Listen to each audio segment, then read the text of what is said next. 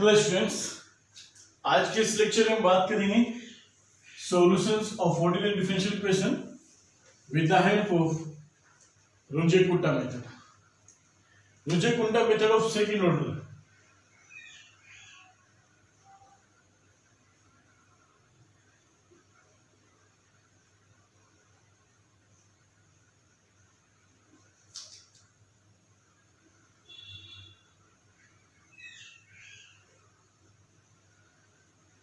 Second order Runge Kutta method की बात करेंगे।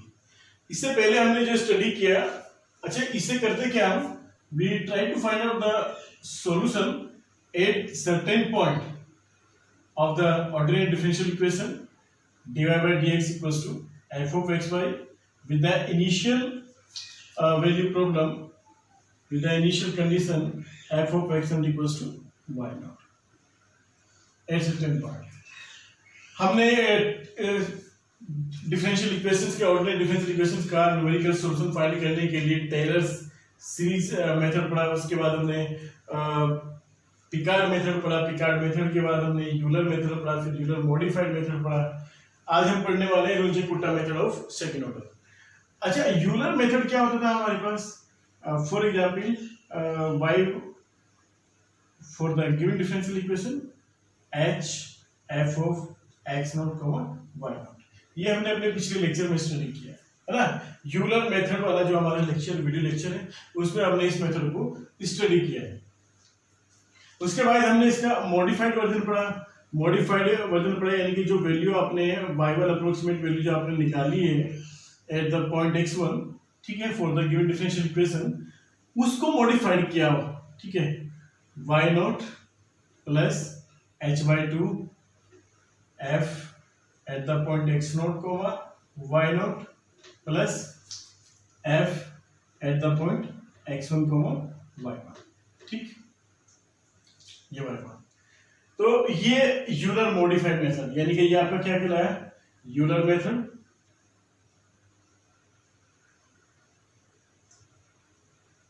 ये क्या हुआ?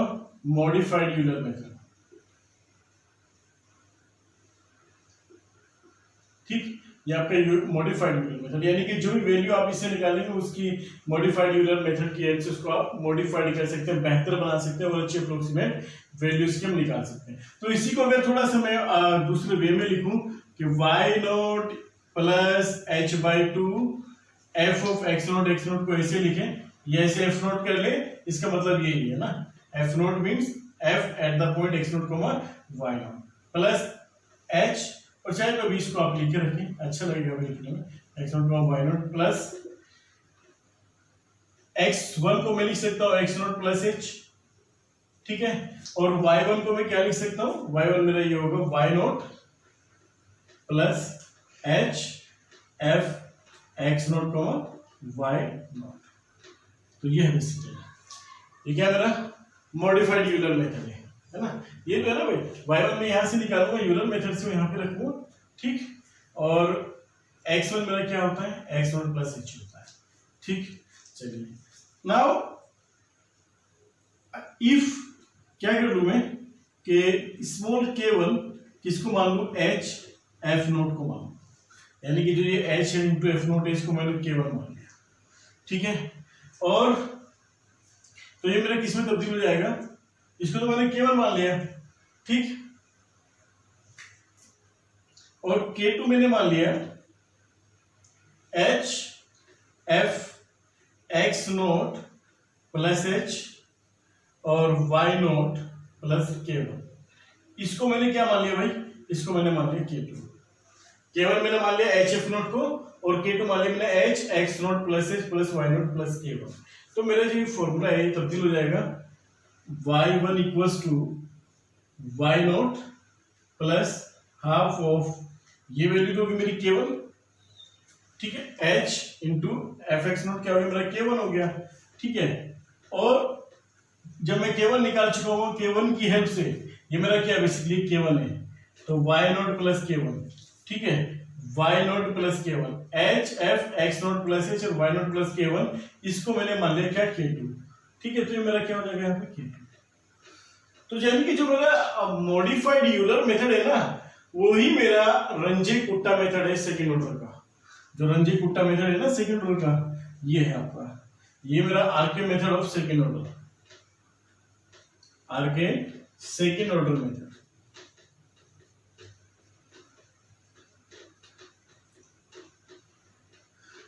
तो ये मॉडिफाइड यूलर मेथड ही है, कुछ नहीं है ना। जो हमने पिछली बार पढ़ा है मॉडिफाइड यूलर मेथड, वो आपका क्या है, RK method of RK second order method ही है ना। देखो बहुत क्लियर है, कुछ नहीं है, बस K1 K2 को आपने सपोज कर लिया, इसको K1 मान लिया और इसको इसे पूरे को आपने K2 मान लिया। ठीक, K1 किसे माना आपने, H इंटू दिस, और इसको आपने K1 यहाँ पुट करके आपने इसको K2 रख लिया, तो ये आपका इसमें तब्दील हो गया, यानी कि y1 equals to y0 plus half K1 plus K2, ये आपका RK method, RK second order method कहलाता है। ठीक है, चलिए तो इस पे एक सवाल लेते हैं।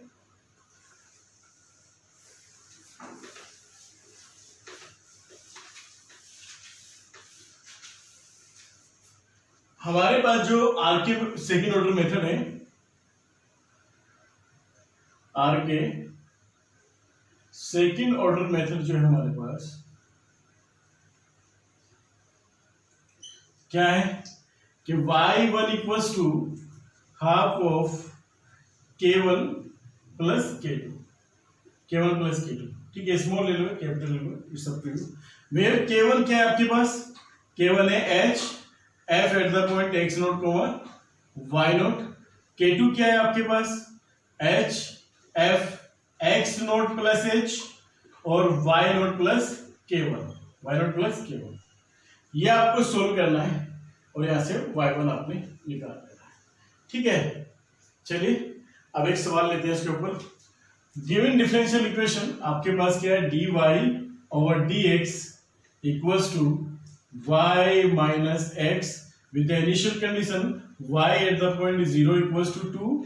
ठीक, फिर वो क्या कह रहा है कि फाइंड y 0.1 एंड y 0.2, कुछ भी कह सकते हैं भाई, उसकी वो सवाल पूछ रहा है आपसे, इसकी वैल्यू बताओ, इसकी बताओ। यहाँ पे ये इस क्वेश्चन से आपके पास है ना, अगर मैं इसके सॉल्यूशन की बात करूं तो y नोट मेरे पास क्या हो गया, x नोट क्या हो गया मेरे पास, x नोट हो गया मेरे पास 0 और y नोट हो गया मेरे पास 2। ठीक, y एट द पॉइंट 0 1, अब ये वो मेरे h के ऊपर डिपेंड करता है कि मैं 0 1 के पास कब पहुंचूंगा। ठीक है, x नोट मेरा ये है, अगर मैं h अपनी साइड से कुछ भी ले लूं, मान लीजिए h मैंने 0.1 ले लिया, तो मेरा x नोट तो ये हो गया, x1 क्या हो गया मेरा, x1 हो गया 0.1, x1 हो गया 0.1, क्योंकि x नोट प्लस h क्या होता है मेरा x1 होता है। फिर मुझे इसको y1 कैलकुलेट करना है। ठीक, मुझे y1 कैलकुलेट करना है।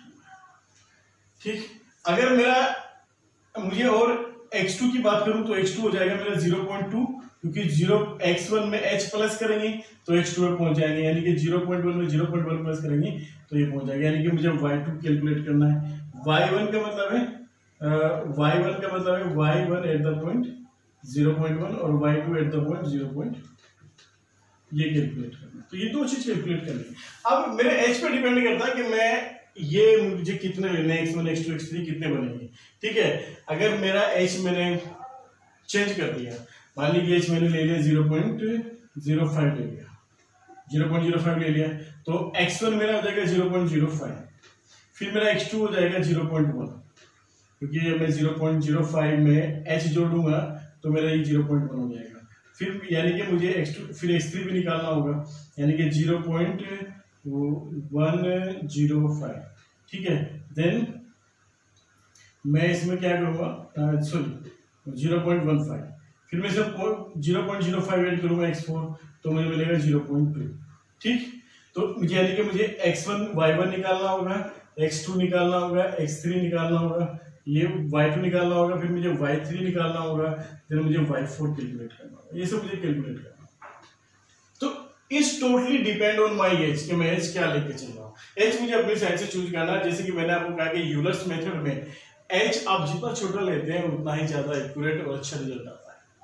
तो ये भी यूलर मेथड का मॉडिफिकेशन है ना। तो चलिए अब इस क्वेश्चन को सोल्व करते हैं। हम h लेते हैं अपना 0.1 वाला ही लेते हैं, है ना, 0.1 लेके चलते हैं। तो जब हम 0.1 h लेके चलेंगे तो हमें करना क्या होगा, मेरा x1 हो जाएगा 0.1 और इसमें मुझे y1 कैलकुलेट करना होगा 0.1 पे, ठीक है। x2 हो जाएगा मेरा क्या 0.2 और फिर मुझे इसमें y2 कैलकुलेट करना होगा 0.2 पे, ये मेरा क्या, चलिए कैलकुलेट करते हैं, ठीक। x0 y0 मेरा क्या है ये, तो पहले मैं क्या कैलकुलेट करूँ, k1 कैलकुलेट करूँ। तो मेरा k1 क्या हो गया भाई 0.1 हो गया, सीधी सीधी वैल्यू रखनी है। f ऑफ x0 y0 का मतलब क्या हो गया, ये मेरा f x y हो गया, ये क्या हो गया f x y, ठीक है। तो f x y हो गया मेरा y माइनस x, और जब मैं k1 कैलकुलेट करूंगा तो 0.1 k1 0.1 और f x0 y0 कितना हो गया y0 माइनस x0, ठीक है। तो मैं रखता हूँ 0.1 और यहाँ पे मेरी जो y0 की वैल्यू होगी वो होगी 2, x0 हो गया 0, तो ये हो गया मेरे पास 0.2, क्या हो गया 0.2। अब मैं k2 कैलकुलेट, k2 निकालेंगे, k2 बराबर क्या हो गया h यानी कि 0.1, k2 मेरा यहाँ पे लिखा हुआ है h 0.1 और y0 की जगह मुझे क्या लिखना है, y की जगह मुझे क्या लिखना है y0 प्लस k1, y0 मेरा है 2 प्लस k1 कितना है मेरा 0.2, ठीक है। और माइनस x की जगह मुझे क्या लिखना है x0 प्लस h यानी कि x1 कितना था मेरा 0.1, x1 कितना है मेरा 0.1, तो ये वैल्यू मेरी कितनी बनेगी 0.1 and 2.2 minus 0.1 that is equal to, यानी कि 0.1 ये हो जाएगा 2.1, ठीक, 2.1 इक्वल्स टू 0.21, तो ये मेरा हो गया k2। तो k1 और k2 मेरा कैलकुलेट हो गया। अब इसकी हेल्प से मुझे y1 कैलकुलेट करना है, तो मेरा y1 क्या बनेगा, मैं इसको रब कर देता हूं यहां से, ठीक है। y1 मेरे पास बना हाफ y0, क्या बनेगा मेरे पास, मेरा जो फॉर्मूला था ये फॉर्मूला क्या था मेरे पास ये, ठीक है, y0, अच्छा y0 भी होता है यहाँ पे, ये y0 मिस हो गया, y0 plus half of k1 plus k2, तो y0 मेरे पास क्या था 2 था, ठीक है, plus half of k1 plus k2, k1 मेरे पास क्या आया 0.2 आया, है ना, और k2 क्या आया 0.21 आया, ठीक। तो ये क्या हो गया 2 plus half of 0.41 that is 2 plus 205,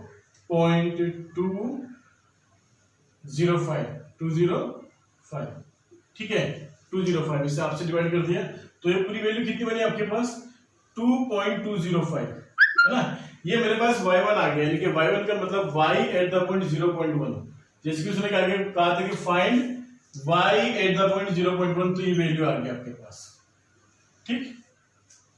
अब उसने कहा है कि y 0.2 भी निकालो, ठीक है, निकाल देंगे, y 0.2 निकाल देंगे, लेकिन y 0.2 निकालने के लिए आप जो बेस लेके चलेंगे वो 0.1 वाला लेके चलेंगे, यानी कि x1 और y1 जो वैल्यू अब आपके पास है उसे x0 और y0 मान के चलेंगे, ठीक है। तो चलिए काम शुरू करते हैं। अब आपने निकालना है कि y 0.2, तो y 0.2 निकालना है और x1 y1 आपके पास आ चुका है, तो x1 और y1 की हेल्प से निकालना है आपको, ठीक। तो फिर से वही h तो आपका 0.1 ही रहेगा, y0 माइनस x0 यही रहेगा, क्योंकि x0 और y0 इस बार x1 और y1 हो चुके हैं, जो y1 ही आपका निकल के आया, ठीक है, ये, और जो x1 जो आपके पास है 0.1, x1 जो आपके पास है 0.1, ये आपका x0 और y0 का काम करेंगे, तो ठीक है, बस ये वैल्यू चेंज करनी है आपको। ये कितना हो गया आपके पास y0 हो गया 2.205 एंड यहाँ पे x0 क्या है इस बार x1 है 0.1, ठीक है, ये हो गया आपके पास कितना 0.1, तो ये वैल्यू आपके पास कितनी बनेगी, now you can calculate it with the help of calculator too, और इसे डायरेक्ट भी कर सकते हैं आप, आसान भी है। ये हो जाएगा आपके पास 0.1 मल्टीप्लाई बाय कितना 2.105, तो इसमें मल्टीप्लाई कर दी तो 0.2105, तो ये आपका आ गया क्या k1, ये आपका आ गया k1। अब इसकी हेल्प से k1 की हेल्प से आपको k2 h तो आपका सेम ही रहेगा, ठीक है, और ये क्या हो जाएगा आपके पास y1 प्लस k1। y1 कितना था आपके पास, y1 कितना आया था आपके पास, y1 आया था आपके पास 2.205 और k1 कितना है कितना है आपके पास प्लस 0.2105, ठीक है। और माइनस क्या x1 x1 है ना, तो वो जाएगा आपका 0.1, बल्कि x0 प्लस h यानी कि x1 में फिर से h करना तो 0.2 हो जाएगा। कितना हो जाएगा आपका 0.2, क्योंकि x1 तो आपका क्या है, x0 तो आपका क्या 0.1 है ना इस बार, तो ये हो जाएगा 0.2। तो इसको कैलकुलेट कर देंगे बस, ये वैल्यू आपकी कितनी हो जाएगी 0.1 और ये हो जाएगा आपके पास 2.4155 माइनस 0.2, ये कितना हो जाएगा 0.1 मल्टीप्लाई बाई कितना 2.2155, दैट इज इक्वल टू हो जाएगा 0.22155। तो ये वैल्यू आपकी आ गई क्या K2 की वैल्यू आ गई है ना। तो यहाँ पे आपको क्या करना है, अब आपको निकालना है y1 एट द पॉइंट 0.1 नहीं 0.2 पे निकालना है ना। तो यहाँ पे आप रखेंगे y0 यानी कि y0 का मतलब आपका y1 हो जाएगा। यहाँ पे y1 कितना हो जाएगा भाई आपका, यहाँ पे y1 हो जाएगा आपका 2.205 then plus half of k1 कितना है आपके पास, k1 आपके पास है क्या 0.205 प्लस k2 कितना है आपके पास 0.22155, ठीक है। बस इसको आपको सोल्व करना है, तो क्या करना है इसको, चलिए कैलकुलेटर का इस्तेमाल कर लेते हैं। क्या हुआ, वैल्यू हो गया आपके पास 2.205 then plus half bracket start 0.2105 plus 0.22155 then bracket close press equal. तो वैल्यू कितनी आ गई आपके पास 2.42105। तो स्टूडेंट्स मैं उम्मीद करता हूं कि आपको ये मेथड भी आसानी से क्लियर हो गया होगा। अगर आपसे वो y0 पॉइंट, अब जैसे कि आपके पास ये वैल्यू आ गई y2 आ गई तरीके से y0.2 आ गया, x2 आपके पास हो गया 0.2। अगर वो आपसे x3 पे भी निकलवा रहा है ना, x3 का मतलब 0.3 पे भी निकलवा रहा है ना वैल्यू, तो आप उससे भी निकाल देंगे। और x0 y0 इस बार किसको मानेंगे, x2 को, x2 मतलब 0.2 को x0 मान लेंगे और y2 को इसको आप y0 मान लेंगे। तो इसकी हेल्प से आप 0.3 पे पहुंच सकते हैं, 0.4 पे पहुंच सकते हैं, 0.5 पे पहुंच सकते हैं। तो ये था आपके पास रुंजे-कुर्ता मेथड ऑफ सेकंड ऑर्डर, जो कि कुछ नहीं आपका यूलर्स मॉडिफाइड मेथड ही है। तो in the next class student we will meet for its modified version, that is Runge Kutta method of fourth order. तो आपको उम्मीद करता हूँ कि लेक्चर आपको समझ में आया होगा और आप टीचर्स को मोटिवेट करने के लिए अपना कमेंट कर सकते हैं, अपने सजेशंस दे सकते हैं, है ना। तो प्लीज सजेस्ट और comment in the YouTube comment box. So see you in the next class with the interesting topic Ranjit Gupta matter of fourth order. Thank you very much.